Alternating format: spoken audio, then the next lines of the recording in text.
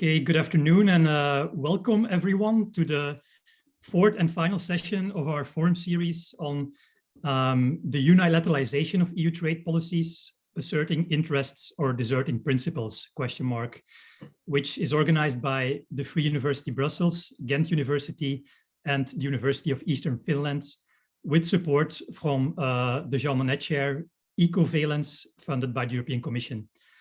My name is Ferdy de Ville. I'm from Ghent University, and I will be your host and moderator today.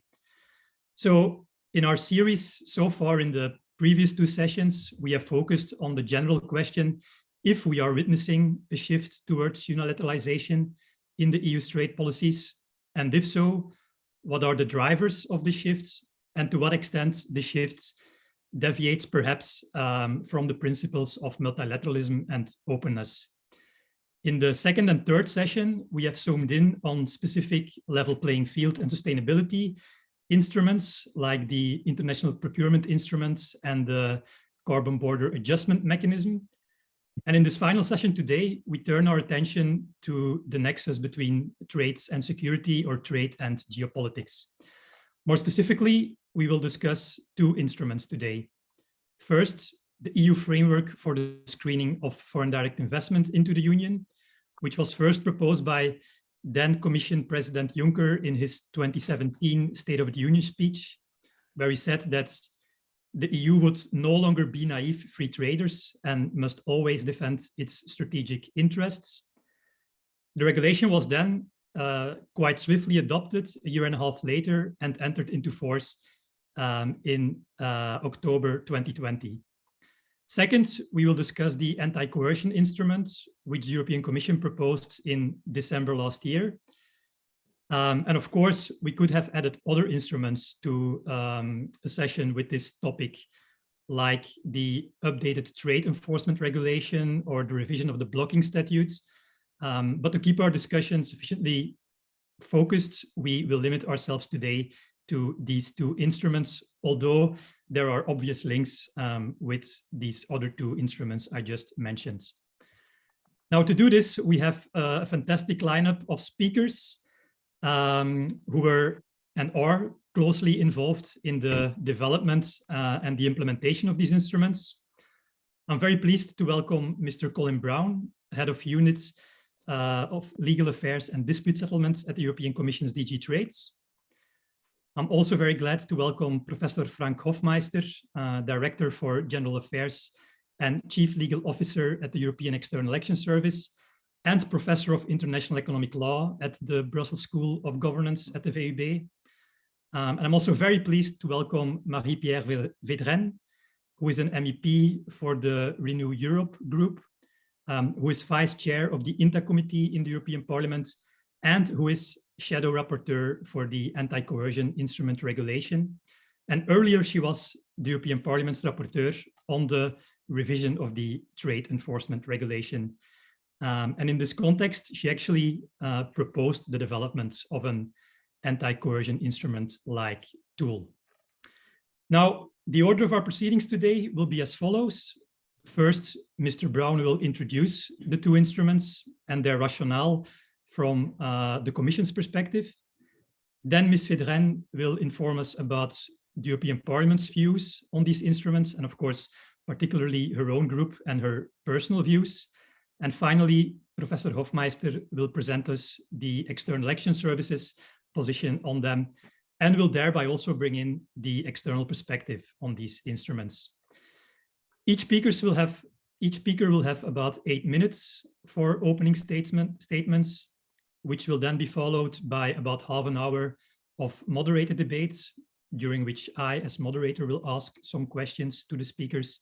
And in the final part, we will turn to questions from you, the audience.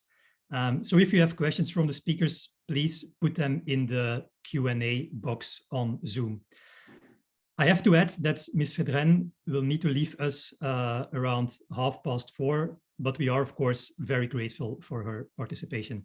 So without further ado, Mr. Brown, please, the floor is yours for an introduction of the two instruments. Well, thank you very much, Ferdy. I hope you can hear and see me and everything is working technically okay. Very good. I had a slight problem in joining, but that's all fine. It's a great pleasure to be here, and thank you very much for having invited me to speak. In terms of introduction, I'll say a little bit more about the anti-coercion instrument than about the foreign direct investment screening mechanism, mostly because the anti-coercion instrument is taking up 110% of my life just now. So I have less time to think about things about the foreign direct investment regulation. Let me maybe just say a few actual words of introduction. So I think one thing is, from DG Trade's perspective, from the Commission's perspective, the openness of the EU economy continues to be extremely important, and the importance we attach to multilateral, to the rules-based international system remains extremely important. We know that an open economy is the best way of encouraging growth, and we know that rules, in particular multilateral rules, are create the best framework for us, for the Union, for Union economic operators, for Union citizens to operate in the field of trade and investment. But I think what we have seen, and I think what explains the background to the two instruments we're talking about today, what we have seen is an increased use of trade and investment for non-trade purposes. I don't think, I think it's not our view, that the Union is the instigator of that situation, but I think we're in a situation where it would be naive of the Union not to equip itself with the necessary tools to be able to react, to be used sparingly, to be used carefully, but it would be naive if we're not able to have the rules in there and that would permit us to deal with such situations. And there's also an important element, in particular, I'll talk about this in a second, around the anti-coercion instrument, about actually making sure markets are not closed. So in a way, it's an addition that we're bringing to the international scene, which is intended to ensure that markets are not closed, whether that's for exports of EU goods or whether that's for EU investments. And so in a way, we didn't start the fire, if you want to say that there's a fire, but we have to deal with the fact that there is a fire. Now, maybe specifically on the anti-coercion instrument, as you say, the proposal has been made in December last year and is now going through the legislative process. On this, I think it's fair to say that the Union is not an actor that uses coercive tools. We're very much a rule of law based setup, and so our ability to either have explicit tools to coerce or use existing tools in a way to coerce is either non-existent or extremely limited. So we're in a situation where other countries are increasingly using the openness of trade and the openness of investment to seek to coerce the Union and the member states in areas where member states, the Union, should be free to decide how to act. And the question really becomes, and Marie-Pierre, as you rightly said at the introduction, is very much at the origin of all of this discussion. The question becomes, do we equip ourselves or not? And here I think it's extremely important to keep in mind, and I think this is important in visualizing these things, that because the Union is a system of attributed powers, unless we create the powers through a piece of framework legislation, the Union cannot act. We're not like unitary states where you would typically have the ability to react and to respond to coercion in existing instruments. If you look around the world, you will see that other countries can respond to coercion in particular ways because of the legislation or because of the instruments they have. The Union doesn't have that, and it's maybe a good thing that we work that way through attributed powers, but what that meant is that if we see a gap, we need to legislate to fill that gap. And that's precisely what is behind the instruments. I don't, I think, have time to do a very detailed expose of the instrument. I'm happy to go into that if there are questions and you want to do that in the discussion. But I think the important thing to keep in mind is that it is set up and is intended very much as a deterrence. So the basic logic of the instrument is the existence of it permits the Union to push back where we see the potential for coercion in third countries and say to third countries, if that's a path that you want to go down, then this is the type of response that you can expect from the Union.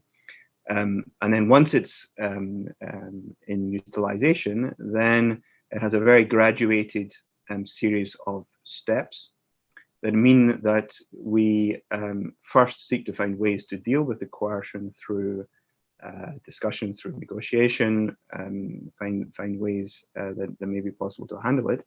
And it's only really in the last resort that we take the final act of adopting countermeasures in the event that the coercion is not removed and we can't find another solution.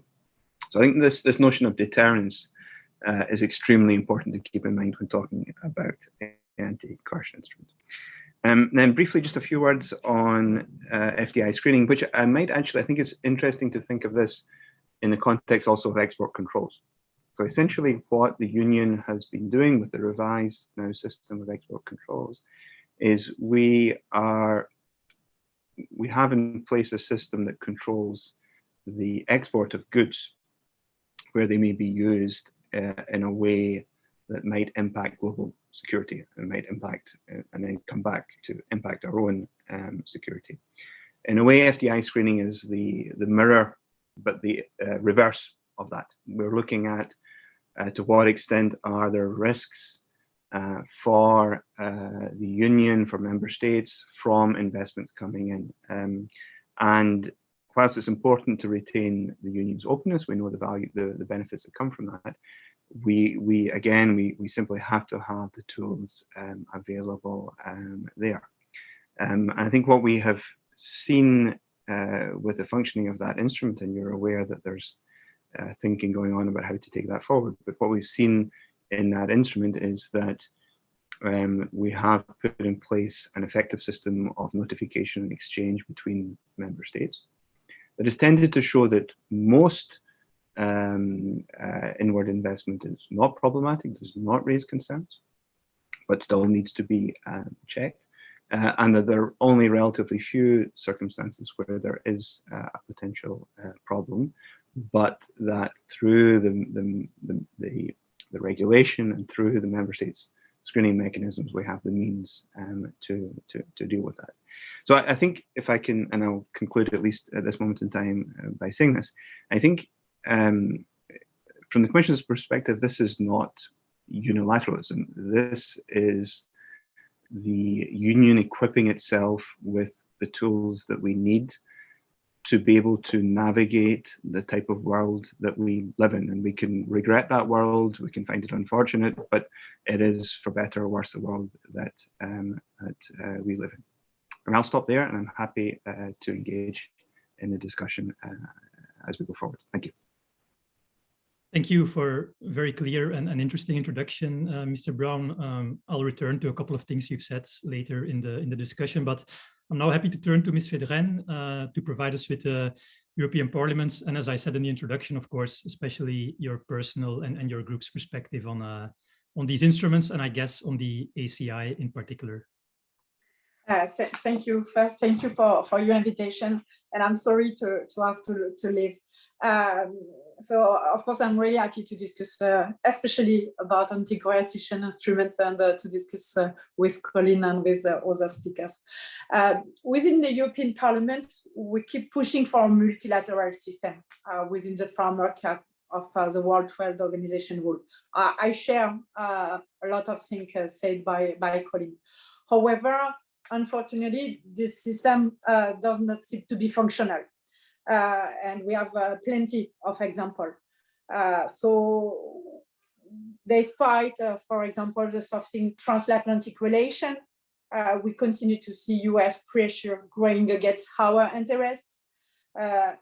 We see Lithuania, one member state, who is facing coercion from China and a lot of pressure. We can see that our only opportunity are dead ends with no means of action other than the timely workers within the World Trade Organization. We are likely to be prolonged. So it's why the European Union, member states, and of course there is a lot of consequences for our enterprise, our SMEs, and also our citizens. So we need to strengthen our toolbox. It's why, since a long time, the European Parliament must develop our legal arsenal and providing reliable, effective, and ambitious instruments to assert ourselves and as a trading power and ensure our strategic autonomy. In this respect, the European Union intends to equip itself with two instruments that we discuss today. So first, on the anti-coercion instrument. Building the EU trade power has always been a priority for my group and for Renew and for the European Parliament. Like I said, we need to strengthen the EU trade toolbox. This is what we want to do with this instrument, provide the EU with the tool to respond to any unilateral and illegal measure against our interests and against our sovereignty. We want to build our strategic autonomy in concrete terms, ensure also our credibility, because it's also a question of credibility, and of course defending our interests. So in the report of enforcement regulation, I have already asked the Commission to reinforce the existing toolbox in the field on international trade. And I insist on in the field of international trade in order to safeguard our interest and our sovereignty. So the Commission listened, and so now we have the proposal on the table, and the Parliament adopt its position. And I think that the proposal presented by the Commission is quite good because we have, with the proposal and with the position of the Commission, a tool who want to dissuade third country from engaging economic coercion. And also I insist of dissuasion, deterrent effect. It's very important to preserve this. And I think that we have another point which is very good. It's the definition of economic coercion. It's a clear definition proposal by the Commission, and for the Parliament, it's we are on the same vision. We engage with the third country concern and response measure by the European Commission. However, certain parts had to be strengthened, and of course, we know that it's not a secret that some member states work and continue to work to considerably weaken the instrument. So it's why this we don't want to weaken the instrument. So the Committee of International Trade adopted this position on 10 October, and the text must now go to trilogue. And with the revision of this legislation, I think that the Parliament sent a clear message, not only to the European Union, but of course to our partner, that rule governing international trade and rule must be respected without any exception. So this is why we have managed to work on the efficiency of the instrument.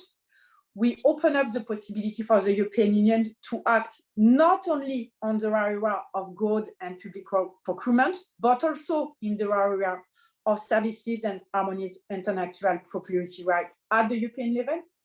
We worked also on the clarity. We worked to strengthen the binding nature of the procedure with the introduction of a clear deadline for descending whatever a case of coercion has been identified, for adopting a response, and to ensure that the procedure is flexible enough to avoid administrative delay. We work also on credibility. We push for provisional and immediate measures against clearly illegitimate and unilateral action by the trading partner. And we have also the consideration of particularity of the global integration. We insist that the EU measure must also be proportionate to negative impact on the EU or member states country concerned, and the open and rule-based multilateral trade system. And we also work on ambition, because we need to see the concrete application of this new system. It's very important to work on the efficiency and of really to defend our interests. And also, finally, we work also on reparation, because we broaden the scope of the legislative proposal, including measures to remedy any harm where appropriate and repair the injury. It's also very, very important for me and for my group. So I think that it's a strong victory for the European Parliament to have this proposal, but now, of course, we need to continue. And we need, like I said, to have a dissuasive tool. It's very, very, very important in order to really defend our interests. And I think that the key question after will be the implementation of this instrument. Because, of course, it's always very interesting to have a lot of tools, but if we are not able to use, it's not efficient. And just a quick point about investment screening. Also, I think it's very important to work on this and to have a framework at the European level to examine foreign direct investment. And we see with the situation, especially with the COVID crisis, with the rise, that we need to be vigilant. Colin said a lot of time the name naive, and of course in French we like this. So now it's very important also to work on this. And for the European Parliament, it's very important to have a decentralized system that includes a wider exchange of information and dialogue in order to raise public awareness. It's very important that Commission have a lot of power and efficiency with this instrument. So we need also to move forward. It's now with the behavior of Chinese, with the behavior of US, with the behavior of some other country, like Colin said in this conclusion, it's very important to have all this complete toolbox in order to defend our interests. Okay, thank you, Ms. Verdun, for explaining how the EP has amended the Commission proposal on anti-coercion. Before you go, can I ask you one quick question? Now, as you hinted at in your intervention, yes, we know there is a debate right now among the member states on the question of implementing powers regarding the anti-coercion instruments, how much discretion the European Commission should have, how much influence the member states should have, and at what phase. I wanted to ask you about your position on this, and perhaps also what, in your view, would be the European Parliament's red lines in negotiations with the Council on this. Like I said, for the European Parliament, it's very important, and we say that to a lot of time with the Commission in International Trade Committee, to preserve a large definition of coercion, to have a large possibility to impose countermeasure. And it's very important that we preserve the unity of European Union and to give a large power for the European Commission.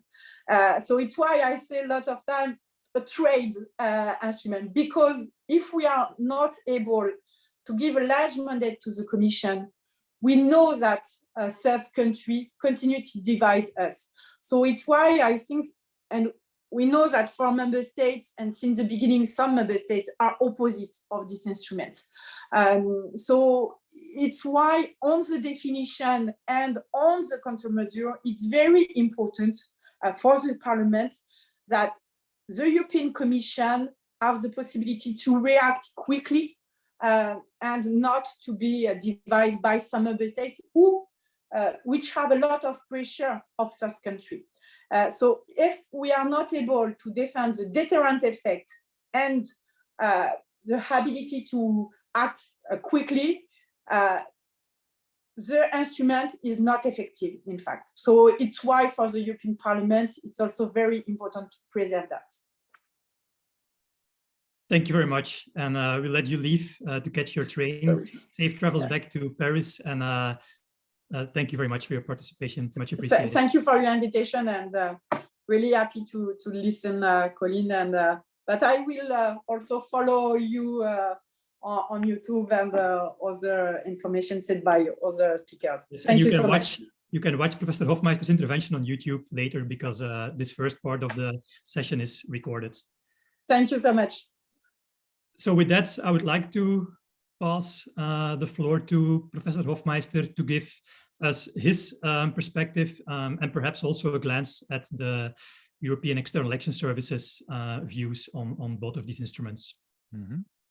Yeah, thank you, Ferdi, and welcome all participants online. And it's happy to see also many well-known practitioners and experts on the matter.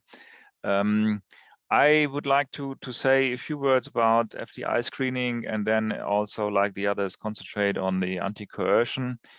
On FDI screening, I think it's important to see that legislation went fairly quickly after the identification of the issue, and I think what helped is to say we are not alone. Basically, on foreign direct screening, there is a big precedent in the United States, the CFIUS. Some big member states do it. So it is important to bring some order in the house by exchanging information and including the Commission to identify if there is a European dimension. And I think that is the real message on FDI screening. It's not good anymore that everybody does it alone. The powers of the Commission in that field are moderate. Can give opinions, can draw attention to European dimension, but it should not be underestimated. I have looked at the first annual report under the FDI screening instruments, and I was really impressed by the amount of cases that the Commission has looked at. There were 1,500 notifications. There was, of course, not in all cases full follow-up, but clearly it has started on a good track. And the second important lesson learned is that because the screening instrument has been adopted at a European level, some member states have reconsidered their national policy on the matter. There is new legislation coming, and by now only a minority considers that one can simply let this without political attention. So that is the first thing. My conclusion here, foreign direct screening works well. It is not so ambitious, but it has clearly brought value added to the European Union member states as a whole, and the Commission as a good conveyor of relevant considerations. Now to the anti-coercion instrument. For me, it is part and parcel of a wider catch word, and that is strategic autonomy. So the European Union in many policy documents nowadays says we want to work with others as much as possible, multilateralism. But if we cannot do it, we need to be able to be acting alone. Colin has said this is not unilateralism. No, it is not unilateralism. It's not a policy choice. We do everything alone. It is a necessary additional tool when multilateral solutions are not available. And it is also in that respect that I fully subscribe to his description of the instrument. It is in line with international law concepts. Basically, the trade lawyers did an excellent job to come up with criteria how to define coercion. So chapeau to Colin and his colleagues. And it is also convincing that it is a trade measure. 207 this is not self-evident because of the foreign policy dimension, but we have to acknowledge that the center, namely the definition and also the countermeasure itself, will work with trade instruments, and that is why the High Representative has fully supported this proposal in terms of legal basis. Where things become a little bit more complicated is in the details, and that is what do we do in the definition of the problem and in the answer.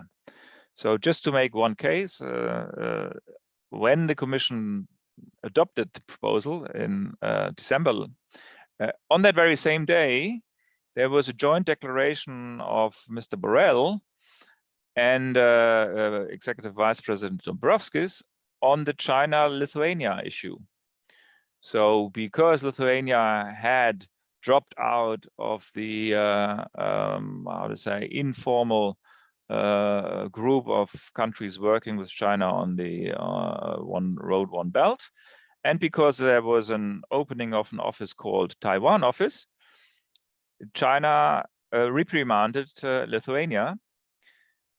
But at the same time, this had effect on other European companies. So if you are a German company who sends from a Lithuanian port goods to China, and then those goods are not cleared in a Chinese port because of the Taiwan issue, it becomes a European issue. And it becomes a foreign policy issue. Because for the Chinese, it's clearly a political dispute. It is not really an economic dispute with Lithuania. So what happened there is, because of the intermingling of the foreign policy and the trade issue, the High Representative and the Commission together made a statement and said, we will not let this go, and we will act as union to help Lithuania in this respect. And that comes to, I think, an observation which I would add, next to deterrence and strengthening a toolbox, there is the element of solidarity. Yeah, so the EU as a whole will help individual member states who are under attack. And it doesn't have to be only small member states such as Lithuania, it can also be France. France adopting a digital tax has been threatened by the US. So it's better that the EU as a whole reacts, with all due respect to the Champs-Élysées, but still it is a solidarity element in here, which I think is important. And that brings me to my last observation from a High Representative's perspective. We need, of course, to put this in a very careful wording of not saying, please, everybody do the same like we do. As Colin rightly observed, it's a measure of last resort. It should deter. It should not become the new kid on the block. It should basically be perceived as a way to de-escalate. And therefore, also from our perspective, with our international partners, we are emphasizing this.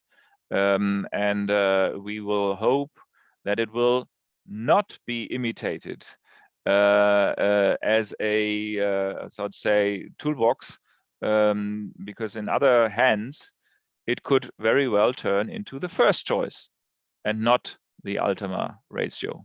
So that is maybe an additional thought, which is about policy making and explaining this to international partners. Thank you very much. Thank you very much, Frank, if I may. Sure. Then we can now turn to the moderated part. In the meantime, please, if you have any questions, put them in our Q&A box. Now, as your interventions were mainly focused on the anti-coercion instrument, I would propose to also start a discussion there as well. And let me maybe start by putting before you the question I also asked Ms. Vedren. So there is this discussion in the Council going on about a greater role for the member states than is foreseen in the Commission's proposal. What are your takes on this? And could this potentially risk undermining the effectiveness of the instrument? So Colin, maybe you can start with this one. That's a very tricky question for me to answer at this precise moment in time, because, and maybe I can mention this, so there's intensive work in the council to arrive at a council position, and I think it's the hope of the Czech presidency, certainly the hope of the Commission, that happens very soon.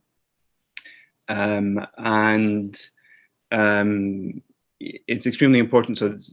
So you're absolutely right. And when we prepared the instrument, we thought a lot and spoke to people about how to ensure that the instrument had this deterrent effect. And part of that, of course, is the credibility and the functioning of the decision-making system. It's a very important part of that. And so that's something that we've been very focused on in discussions with the member states and the council.